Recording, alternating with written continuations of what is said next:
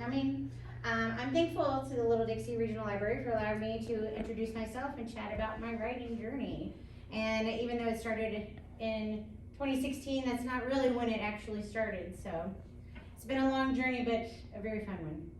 As an author, I spend a lot of time weaving stories that I hope my readers will come to appreciate. So any chance I get to share my books, I'm eager for the chance. Okay. There's me. Yeah, my name is Tabitha Waite, and that's actually my real name. I'm sure, like everybody here knows me. So, not a pen name, because I don't think I would ever remember that if somebody ever called me that. So, and I've lived in Missouri all my life. I was raised by my paternal grandparents in Higbee. When I was 9 years old, in the 4th grade, I discovered a love for writing inspired by my teacher, Mrs. Bailey. I started putting pen to paper and eventually graduated to an antique typewriter, like the one pictured. Yes, that instrument of torture. So I would spend a lot of time sitting at the dining room table attempting to come up with something amazing. I pecked away at the keys until my fingers hurt, but I just knew I was destined to be an author, so determination won out in the end. I wrote anything from fantasy to mystery in the intervening years, but never finished anything because either inspiration would fade or I just wasn't happy with the storyline and got stuck in the middle. In case you were wondering, I still have every story that I attempted to write, and yes, even illustrate. Oh. And you will notice some words that are not correct as well. But, you know, that was from the 80s, so I'm going with that. All through elementary and into middle school, I was a frequent visitor to the Moberly Library. Although I liked to play with some of the toys, including the Fisher-Price barn that made the sound of a cow when the door was opened. I don't know if anybody remembers that or not, but that was always a lot of fun. I also read quite a bit. One of my favorite authors at the time was Judy Blume. In case anybody knows this, Are You There, God? It's Me, Margaret is a movie that will be coming out soon, so I'm excited about that. I enjoyed the comedy of her writing. I also recall reading Bridge to Terabithia. Okay, not to impugn this lovely book, but it was a wonderful and touching story, but it was also very depressing. For me, that was the initial turning point into romance. I didn't want to invest so much time in a book, only to feel miserable at the end. So I searched for that happily ever after, stories like Beauty and the Beast, and the promise of a fairy tale love. So there we have Belle reading her book. By the time high school rolled around, further inspiration toward romance would come from my grandmother. An avid reader herself, she told me that some of her favorite books were Gothic romances. Such a bit. These vintage books with the woman running from a castle on a towering cliff held more than a hint of mystery and intrigue. But more than that, I craved the romance, so I started searching in that genre. Some of my earlier favorites were the inspirational Brides of Montclair series by Jane Pert, which I think they still have in here. Not that one. but the inspirational one, yes. And Janet Daly's contemporary Americana series, which it eclipsed all 50 states. When I got my license and started to drive, I discovered a used bookshop. I believe it's on Hinckley Street, if memory serves right. That sounds right, yeah. Yeah, which has not been there for many years now. But I vividly recall the smell of paper and ink, and it was fabulous. It's like going into a library. I became a frequent visitor and started to find stories that combined my love of history and romance. I devoured anything that had a zebra hologram on them, like that one. I read books about the American Civil War, seafaring pirates, and dashing highwaymen, but it wasn't until I picked up Midnight Bride by Kathleen Dryman did I develop a fascination for British history. The book takes place during the Revolutionary War in America with the help of a rather dim-witted hero, so kind of like Scarlet Pimpernel kind of vibe. In truth, he is the Falcon, a dashing lord who aids the colonies in their fight for freedom. After that, I started to look into Georgian and Regency eras, and I was hooked. So then that's when Jane Austen and the Brontes and everybody came into the picture. From the fashions, the manners, and society in general, it has kept me enthralled in the past. But although I continued to read in this time period quite voraciously, I still hadn't found the time nor the insight to finish a novel. I would get stuck and put it to the side in favor of another idea. I kept doing this, thus nothing got finished. Years go by and I start a family. which are here today, some of them.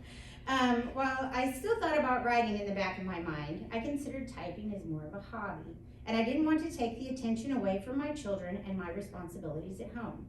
It wasn't until I got my first laptop, courtesy of my wonderful and supportive husband and my dad, did I begin to carve out time to seriously think about becoming an author once more. I knew it was a tough business, but I was determined to succeed. This was still my dream after all. At long last, I finally typed the end on my first manuscript. It took me about a year to finish The Pirate Legacies, and I was eager to send it off to agents and publishers. But I had a lot to learn. For one, I never had my manuscript professionally edited. I didn't even have a beta reader, someone to read it and give me honest criticism. Not only was I too shy to let anyone read my work, but I was terrified that if they did, they wouldn't like it. And I see the irony in that now. Send it off, please publish this, but really don't read it. The letters were sent off and I remained on pins and needles as I eagerly awaited a reply. And then the rejection started to arrive. I thought I'd written a glowing query letter, but it turned out that wasn't the case. But only one person pointed out the error to me. Oh, we forgot about that one. That's a funny meme, just because I like memes and I just think it's pretty funny. I'm kind of like what I really do. Yeah, a lot of times, I'm just sitting there like, I don't know what I'm doing. Okay, there we go. Okay, the opening sentence read, I am currently looking for an agent to request publishment of my manuscript. Publishment, in case anyone knows, that's not a word. I cringe just reading that now. I was certainly a learning experience and something my family still jokes about to this day. Although I'm convinced that this word should be added to the dictionary. Following that horrible disappointment, I decided to try and write another book. I finally finished one, so perhaps I would have better luck the second time around. I started to write The Lustful Spy. It was a stronger story than the first, and I actually had the courage to put it up on a book critique site called Book Country. I was grateful for the feedback I received, but again, the rejections for this story continued to arrive. But as it usually happens, disaster strikes at the worst of times. Already with 2 rejected manuscripts to my credit, my laptop abruptly crashed and burned. Unfortunately, I didn't have a backup. All the hours of typing and brainstorming were wiped away forever. However, in hindsight, I think that piece of machinery did me a favor.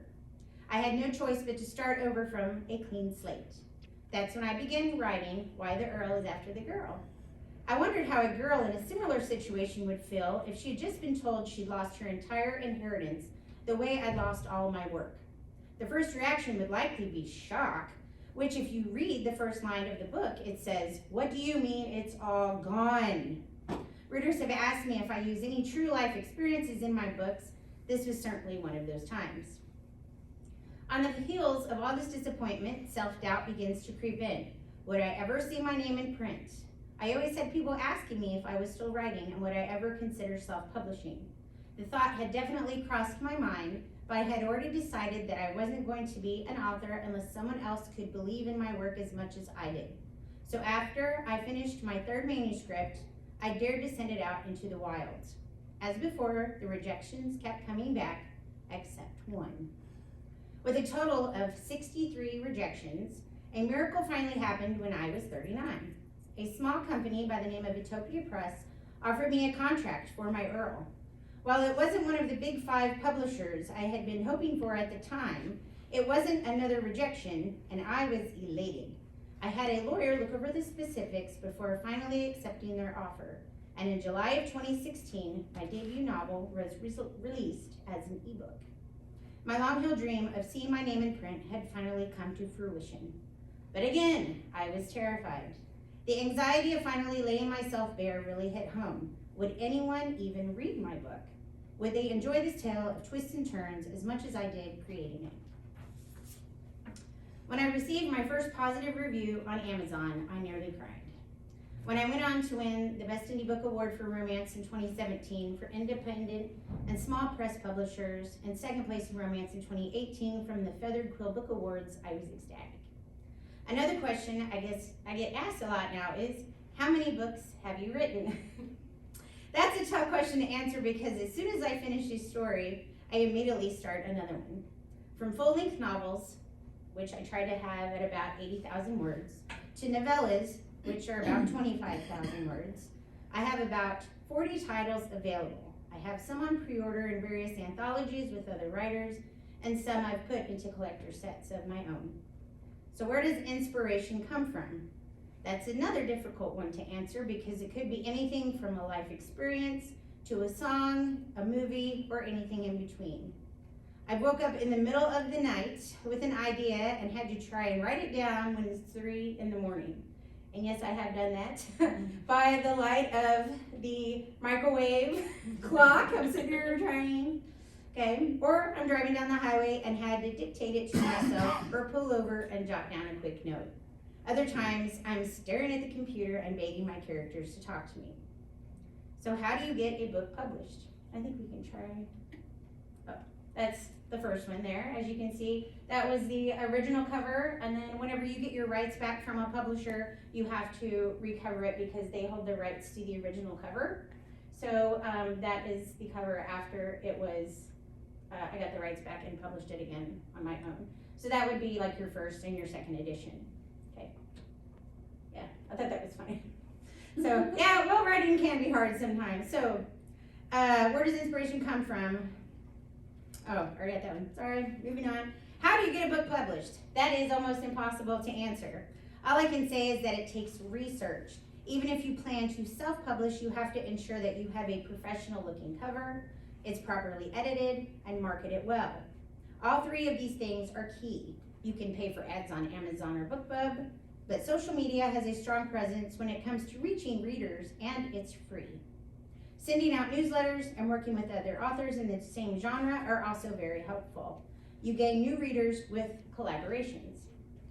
I currently have over 9,500 subscribers to my author newsletter, but it has not come easy and does not happen overnight. It takes a lot of work and dedication. My girls like to joke and say I'm famous because I was in the newspaper with my first book, and I have readers from all over the world: Hungary, France, England, Italy, Ireland, Germany, just to name a few. But that is far from the truth. I'm still growing my fan base, and I haven't even broken out into audiobooks or translations yet. For now, I'm content as I am because I don't have the time to dedicate to much more. But with new stories on the horizon and more publishers lined up, I'm doing my best to climb that ladder. Yeah. Sometimes you will get bad reviews as well too, so you have to just keep this mindset. You're without a doubt the worst writer I've ever heard of, but you have heard of me, so you gotta look at it in a positive way. Okay. In the end, I will always be that small town girl who just had a dream. Seeing my name in print became a reality, but that only means that I can push myself to do better and reach higher. As the late Stephen Hawking once said, look up at the stars and not down at your feet. That concludes my presentation. So,